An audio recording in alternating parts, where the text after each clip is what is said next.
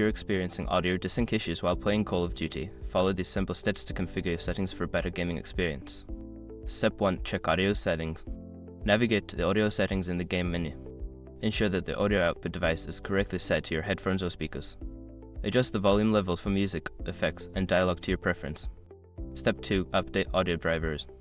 Make sure your audio drivers are up to date. Go to the device manager on your computer, find your audio device, and check for updates. Download and install any available updates to improve performance. Step 3. Adjust game mode. If you're using Windows, enable game mode. Go to Settings, then Gaming, and toggle on game mode. This feature optimizes your PC for gaming and can help reduce audio lag. Step 4. Change audio formats. Right-click on the speaker icon in your system tray and select Sounds. Go to the Playback tab, select your audio device, and click on Properties.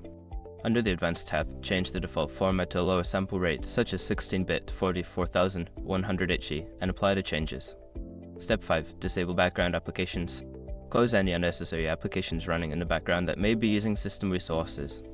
This can help improve overall performance and reduce audio desync issues while playing. By following these steps, you should be able to resolve audio desync problems in Call of Duty. Enjoy your gaming experience.